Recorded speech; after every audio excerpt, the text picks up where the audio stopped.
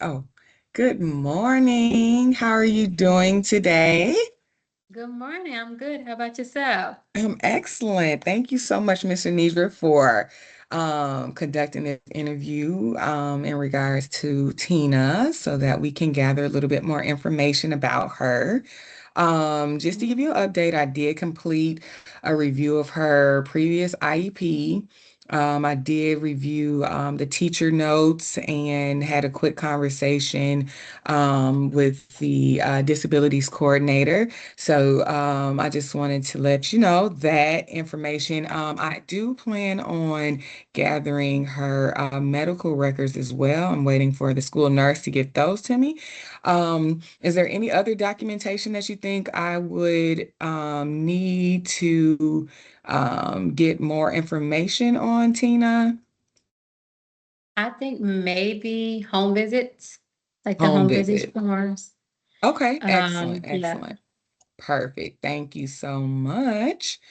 And can you, I'm gonna go ahead and start with asking questions. Are there anything, or is there anything that you feel I should know before the interview starts?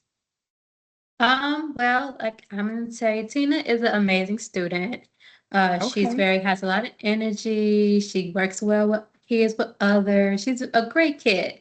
There are Okay. some times throughout the day where she might have a little hard time transitioning. Nap time is a little challenging for us some days.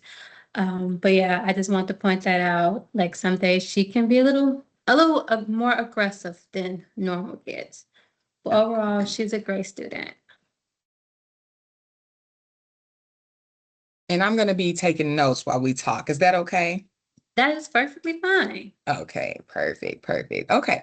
So, can you provide me with just some basic information? So, can you, I actually have her birthday and current age, and she is a female. How would you describe her language ability? Is she verbal, one word utterances, short disfluent sentences, or full fluency? I would say she's verbal. Okay. She speaks a lot and she tells a lot like when she wants something, when she doesn't want something.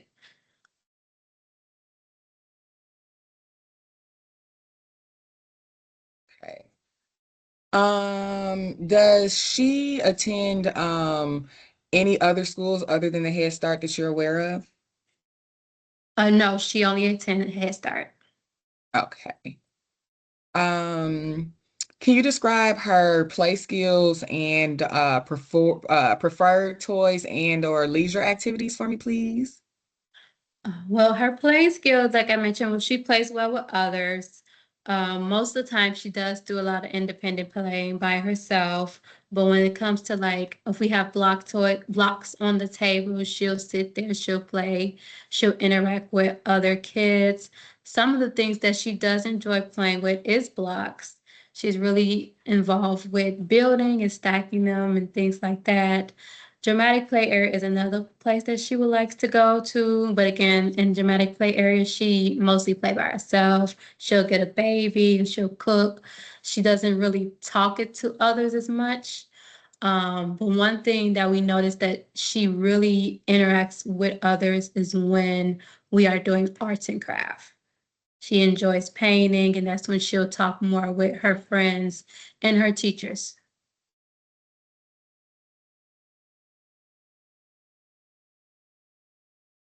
Okay. Thank you. Mhm. Is there anything else that you can think of that she prefers? Or maybe anything mom mentioned that she likes to do at home that may be different or Well, I know she has a sister at home. So Mhm. one thing that she says that the sisters, that her and her sister enjoys doing is going outside, playing with the bikes, riding their bikes, I'm sorry, going to the park. So she does a lot of playing time with her sister. So Oh, that's one person that she does interact with a lot. okay. Okay. Is she taking any medications that you're aware of? No, I am not aware of any. If she doesn't, mom doesn't bring any at home from home, and we don't give her any at the school. Okay. Um, okay. So next I'm going to go into questions as it relates to the actual concern Hmm. that you all mentioned about her. Um, Um, you mentioned above about her having a hard time transitioning to nap and her aggression with that as well. So can you tell me a little bit about that problem behaviors and what they look like? Okay. So when it's time to transition for nap time, so after we're done eating lunch and the kids brushing their teeth, go to the bathroom, she has a challenging time with that. Of course, throughout the day, the teacher, me and the other teacher will say, okay, we're getting ready for this. We've got the transition for this. And when she hears it, it's like it kind of like triggers something. She'll try to escape or elope. She'll try to leave the classroom. When it comes to getting her blanket, she'll toss it or throw it. She'll also throw other items because she's so upset with the transition part. So what we do a lot of talking with her, letting her know, well, this is what we do throughout the schedule. We go to the bathroom, we lay on her cot. It's like a step little by little, it's a step. Like one will get on her bed, but she'll still be kicking and screaming, yelling, telling us no, she doesn't want to do it. So one of us have to sit next to her, calm her body, and she's very upset about this transition to nap. So most days she does not nap.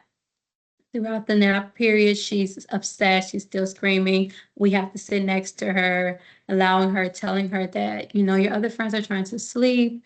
She's not hearing it. She's very fussy and upset about it. So we're just sitting here with her while she's crying and she's yelling, telling us no, she doesn't want to lay down. She doesn't want to take off, well, not take off her shoes, but put on her blanket. She just refuses to.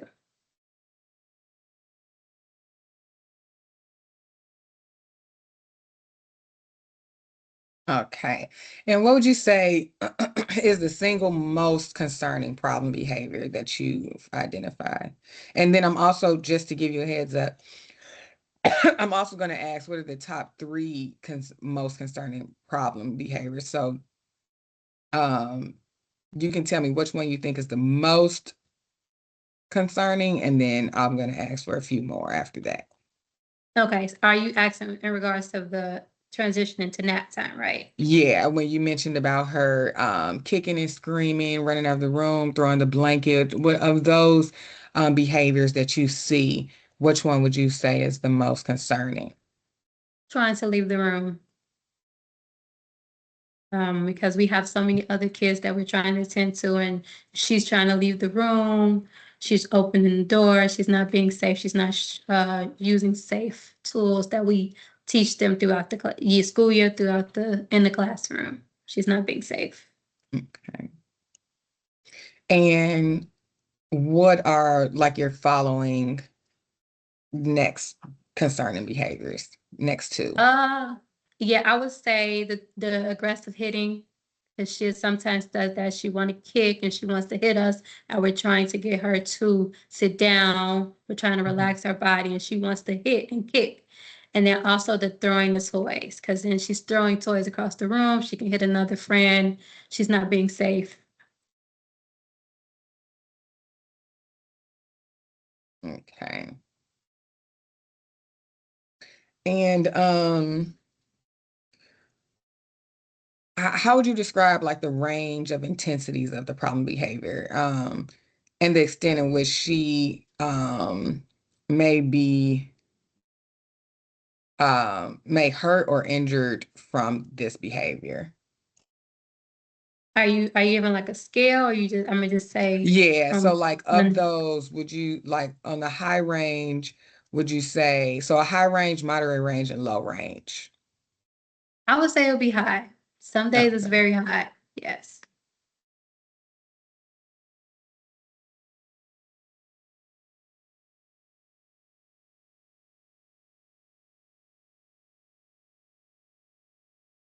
Okay. And to the different types of problem behaviors, I'm sorry, do the different types of problem behaviors tend to occur in bursts or clusters, or do any of the problem behaviors typically precede another type of problem behavior, yelling preceding the hitting? I think, well, most of the time I only see she only has that emotion or that behavior during the transition of nap time. When I did speak with mom about it, I let her know, and she told me that she was fine. She does pretty good at home when it comes to that. But she also told me that her bedtime is at 7:30. And so, which we thought that that could be leading to why she doesn't want to go down for nap. Because we were wondering, like, was there like a trigger for nap? She takes naps at home. She just doesn't want to take it at school. But that's the only time that I see her when she's very emotional, when she's aggressive, and when she tends to lash out a lot.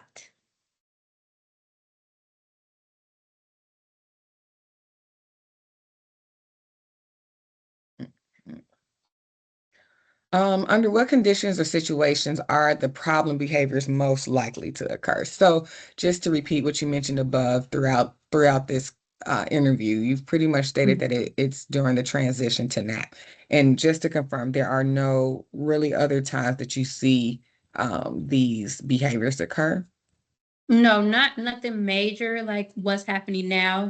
Like it might be times where she'll get upset that someone took her toy or she couldn't get like a certain puzzle piece to get to on the puzzle. She'll get upset about it, but it wouldn't be where she lash out or where she'll throw it or she'll just, just wander around hitting others. She'll just only do it when it's time for nap.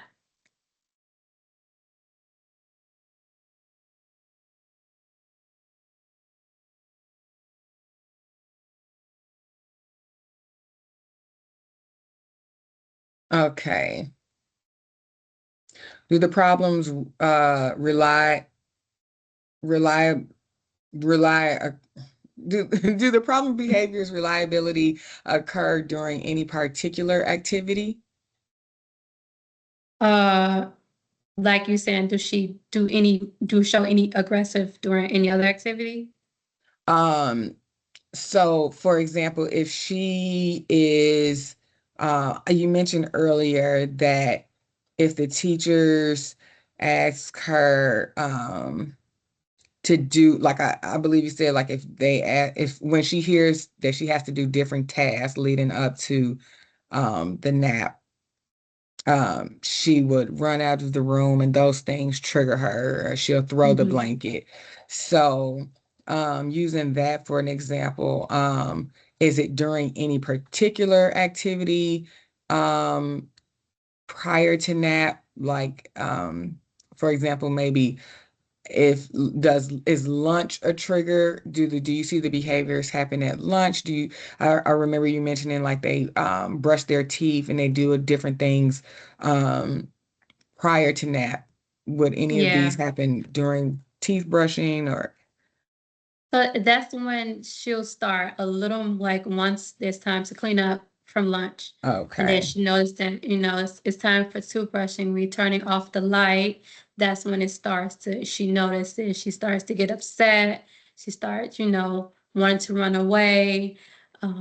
We have to continue to redirect her and let her know, like, let's go brush our teeth. She's not wanting to brush her teeth. Let's go use the Hmm. bathroom. She doesn't want to use the bathroom. So we have to continue to keep taking our slow pace and step. Like she'll do it, but we have to keep telling her, like, well, you have to brush your teeth. You have to go to the potty so you don't have an accident. So just continue to talk her out of it, talk her through it, I meant to say. And then once the bed is out and she's seeing that other friends are laying down, trying, getting ready to tuck themselves in, that's when it's like, okay, now, no, this is unacceptable. I don't want to do it. So that's when she's Hmm. running away from us and we're going following her. We're redirecting her into her bed. She's not sitting in the bed. She's on the floor. She's kicking and screaming.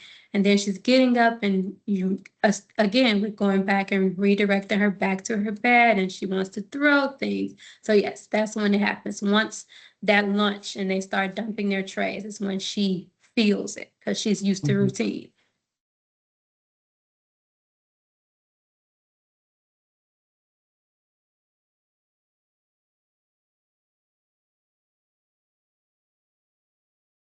Would you say problem behavior occurs when you break the re routine or interrupt activities? Or it, No, okay. no, she mostly followed the routines throughout the day. When it's drop off and when grandma or mom drops her off in the morning, she says goodbye. She goes to the bathroom. She washes her hands. She's a normal and she's a whole different person. But when it's like that time to go to nap, it really upsets her.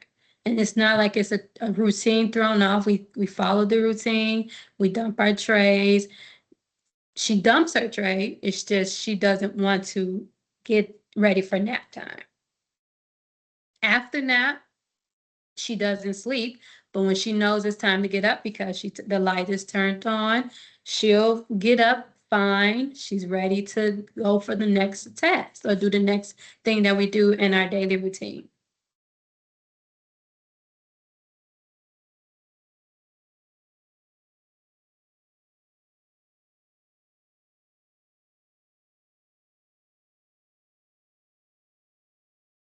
Okay. Would you say, does the problem behavior occur when it appears that she won't get her way? Yes, absolutely. Um, and if so, describe the things that she often attempts to control.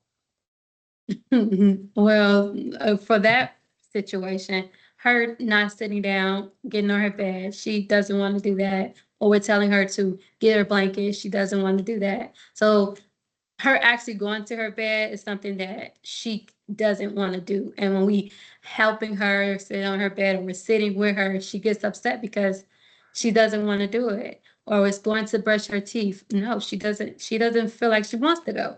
So we have to go and we have to walk with her, kneel down to her level, show her the toothbrush, telling her that it's time to brush her teeth, you know, not bargaining with her, but saying, let's count, let's sing a song as we brushing our teeth. She doesn't want to sing the song. She's turning her head. She's telling us no.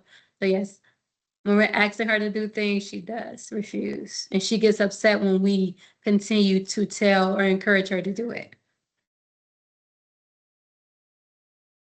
Okay, so you've actually answered a lot of the following questions. So Okay. it's pretty much how you guys react to and respond to the problem behavior. Um, so I got like counting, singing a song, you're going slow, you're kind of doing one-on-one with the toothbrushing and bathroom. Mm-hmm. Um, you guys lay with her during nap, laying with her at her cot. Mm-hmm. Um, We okay. offer her things like a soft toy, comforting her, rubbing her, letting her know like she's safe, mommy and daddy's coming back. Mommy and grandma, I'm sorry, is coming back. This is our time where we rest our body. You do not have to go to sleep. We just want you to lay down and rest your body. She's not hearing us. She's kicking, she's screaming. She will sit, but she won't sit on the bed. She'll sit next to the bed, but then she's still crying and she's screaming. We're still talking to her, giving her a book to read if she wants a book. She's throwing the book, saying no, throwing it away. And so we're just sitting there with her, still talking to her in a calm and positive tone, letting her know like it's okay that she's upset, but this is resting time and other friends are sleeping. So you're just giving her the comfort that she needs, even though she's very upset. Okay. What do you or others do to distract her, if at all, from engaging in the problem behavior? We try to give her tasks to complete. Like, for example, she'll be the person who pours out the milk out or who dumps the extra food that hasn't been eaten. We'll ask her to be like the person who cleans the table. So giving her like different tasks, so that she can know like, okay, well, you can do this, you can do this. All right, now it's time to go to the bathroom. So it's like, hey, let's go clean up the bathroom. She might be in charge of doing that, picking up paper towel that's on the floor. She's willing to do that until it's like, okay, well, now we're all done. Now you know what that means. It's time for us to rest. The lights are off, the soft music is playing. And then for a minute, she'd be like, okay, I'm doing all these tasks. I forgot about going to sleep or going for nap time. But Mm, then when it's time to actually go to the bed, it's like, no, she doesn't want to. She doesn't want to hear any of that or mm, see any of that. So she mm. tries to run away from that.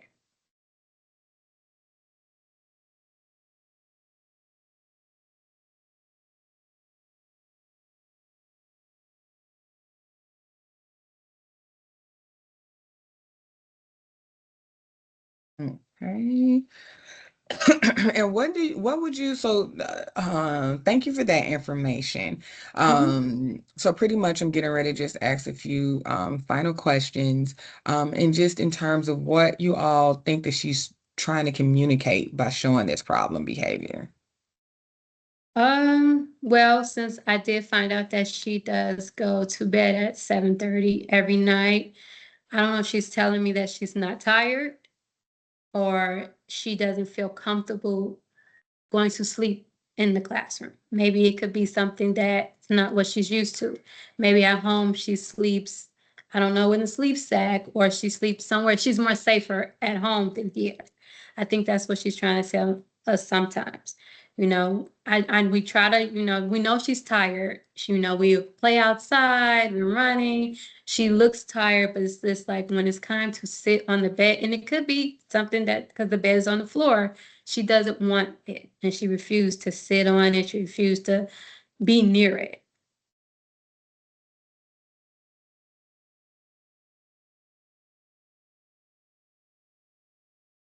Do you believe that this particular problem behavior is a form of self-stimulation? I do.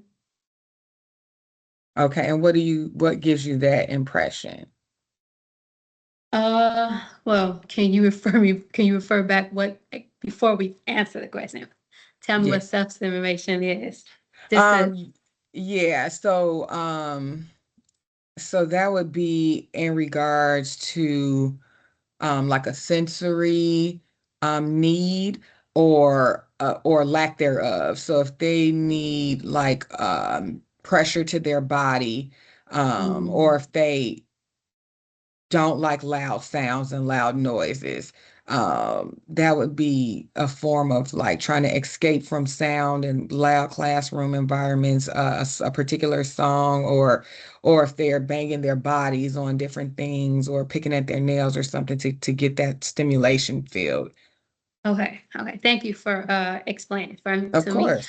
I would say I don't think the sound, it would be loud sound because we have kids that run and scream, and she's Mhm, normal to that sound.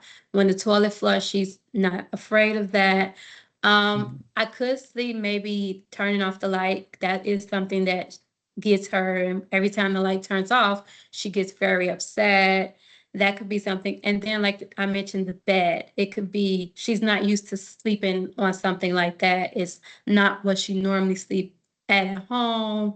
And then she probably at home she sleeps with her sister. So that sense of comfort might be something that she needs. Like if her sister lay next to her, holding her hand or something like that, maybe that's giving her the comfort that she needs to go to sleep. Even though we try to lay with her and we try to hold her hand, I guess it's not the same as what her sister does or what she does at home. I'm thinking maybe she just does not feel safe when it comes to sleeping there. Although throughout the day she's fine, she's happy to see us, she's comfortable. But it's just like during that nap time, it's just like no, it's not what she's comfortable with.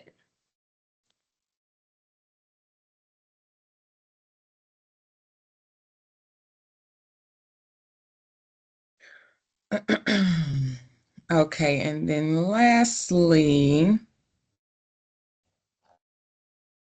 this could potentially be the same answer as above, but if not, Mhm. then please provide um, information on it. But why do you think she is engaging in the problem behavior?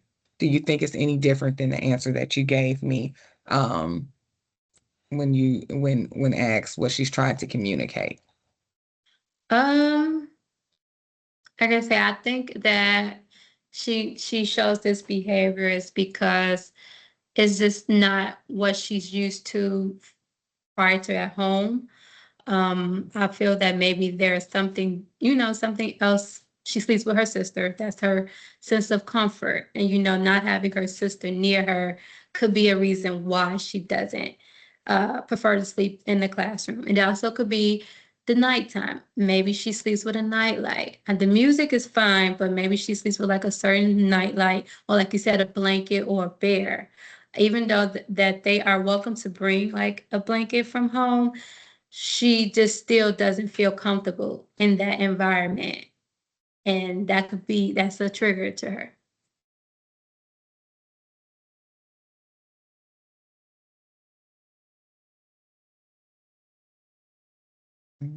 Righty.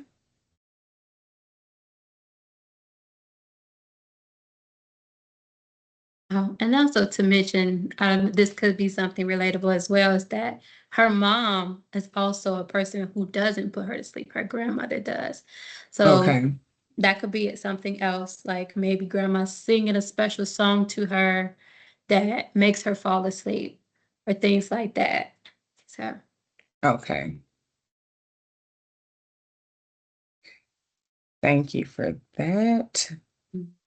And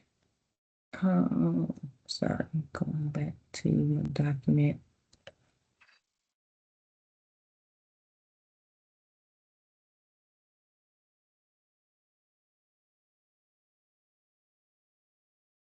Okay. Perfect. Thank you. And one additional question I forgot to ask, if you can let me know what the primary language of the family is. So at home, they speak Spanish. Oh, and at school?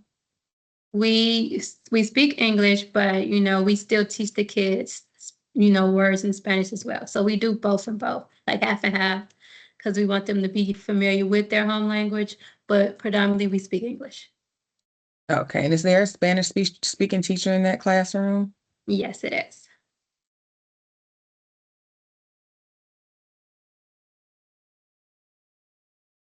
All righty. Well, thank you so much. Do you have any questions for me? Oh, no, I don't. Thank you so much for taking the time to talk with me. Okay. Well, you have an excellent day, and I You will see you soon. Thank you. Okay, have a good one. See you soon. Bye. Bye. All right. Stop recording.